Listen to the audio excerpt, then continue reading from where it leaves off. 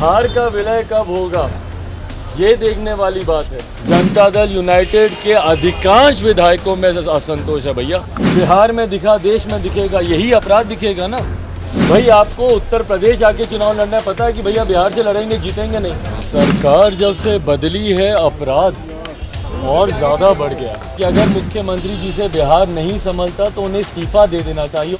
जमुई सांसद और लोक जनशक्ति पार्टी रामविलास के अध्यक्ष चिराग पासवान मुख्यमंत्री नीतीश कुमार पर हमलावर होने का एक मौका नहीं छोड़ते।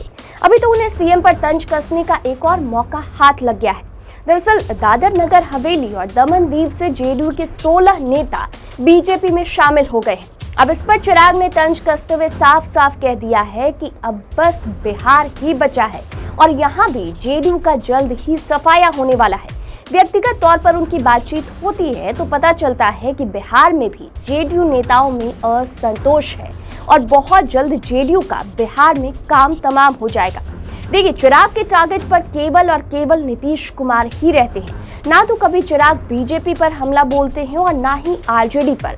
चिराग का बस एक ही मकसद है, जेडीयू का सफाया, और चिराग का ये ताज़ा बयान इसी ओर इशारा भी कर रहा है। एक के बाद एक तमाम राज्य बिहार ही बचा है भैया। बिहार का विलय कब होगा ये देखने वाली बात है। बिहार में भी जदयू की इकाई में जिस तरीके से असंतोष है, जनता दल यूनाइटेड के अधिकांश विधायकों में असंतोष है भैया। व्यक्तिगत तौर पर तो सबकी बातचीत होती ना रहती है, तो जिस तरीके से मुख्यमंत्री ने ये कदम जो उठाया बार बार, कभी इसके साथ कभी उसके साथ मिलकर सरकार बनाने का, तो जनता दल यूनाइटेड के भी तमाम विधायक, और भैया ये विधायक जीतकर किसके सामने आए थे? इन्हीं लोगों के सामने जीतकर आए थे ना, जिनके साथ जाकर इन्होंने आज समझौता कर लिया। जितने विधायक इनके जीते या जो विधायक इनके हारे, जो प्रत्याशी इनके चुनाव हारे, वो राजद के सामने ही चुनाव लड़ रहे थे, कांग्रेस के सामने ही चुनाव लड़ रहे थे। आज उन्हीं के साथ मिलकर इन्होंने सरकार बना ली है। तो कल को जब चुनाव की परिस्थिति आएगी तो इन्हीं लोगों के टिकट कटेंगे। तो ये असंतोष तो जनता दल यूनाइटेड की बिहार राज्य की इकाई में भी बहुत ज़्यादा है। तो कब ये इकाई टूटती है, कब इनकी बिहार की यूनिट टूटती है, ये दादर नगर हवेली की तो देख ही ली, ये यूनिट कब टूटती है ये देखने वाली बात। वहीं 2024 में नीतीश कुमार के उत्तर प्रदेश से लोकसभा चुनाव लड़ने पर चिराग ने कहा है कि नीतीश कुमार जहां से लड़ना चाहें लड़े, बिहार से तो वो जीतेंगे नहीं, इसलिए उनके लिए दूसरे ऑप्शन के तौर पर उत्तर प्रदेश समेत अन्य प्रदेश बचे हैं। अरे प्रभु, लड़ें जहां से उनको चुनाव लड़ना है, पर जब तक बिहार के मुख्यमंत्री हैं, मुख्यमंत्री पद वो संभालेंगे कि नहीं संभालेंगे, या सिर्फ प्रधानमंत्री पद की लालसा में बिहार में दिखा, देश में दिखेगा, यही अपराध दिखेगा ना। देश को क्या करना चाहते हैं? ये अपराध का गढ़ बनाना चाहते हैं, भ्रष्टाचार का अड्डा देश को बना देना चाहते हैं, क्या करना चाहते हैं मुख्यमंत्री? भाई आपको उत्तर प्रदेश आके चुनाव लड़ना है, पता है कि भैया बिहार से लड़ेंगे जीतेंगे नहीं। जब इनके विधायक बिहार से चुनाव नहीं जीत सकते हैं तो ये स्वयं लोकसभा का चुनाव बिहार से जीतेंगे, ये संभव नहीं है। अब इसके लिए ये जाकर लड़ें उत्तर प्रदेश, झारखंड, पंजाब, हरियाणा, जहाँ से जाकर इनको चुनाव लड़ना है लड़ें, पर जब तक मुख्यमंत्री हैं बिहार पे ध्यान दें, और अगर नहीं दे सकते तो इस्तीफा दें। सरकार जब से बदली है अपराध और ज़्यादा बढ़ गया है, और इसीलिए मैं कहता हूं कि ये जंगल राज ही नहीं, ये डबल जंगल राज आज की तारीख में चल रहा है।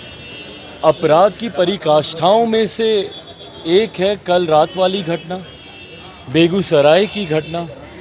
ऐसी घटनाएं आज की तारीख में बिहार में घटित हो रही हैं जिसको कभी हम लोगों ने सोचा भी नहीं था भाई। इसीलिए हम लोग बार बार आग्रह कर रहे हैं कि अगर मुख्यमंत्री जी से बिहार नहीं संभलता तो उन्हें इस्तीफा दे देना चाहिए। और अब मैं महामहिम राज्यपाल से आग्रह करूंगा, कल रात जिस तरीके से हॉस्टल में ये घटना घटी है, मैं महामहिम राज्यपाल से आग्रह करूंगा कि इन घटनाओं का संज्ञान वो स्वयं लें और बिहार में राष्ट्रपति शासन लागू करने की सिफारिश केंद्र सरकार से करें। जो अराजक माहौल बिहार में बन गया है, बिहार के मुख्यमंत्री जो प्रदेश के गृह मंत्री हैं, उनसे अब संभव नहीं है बिहार संभालना।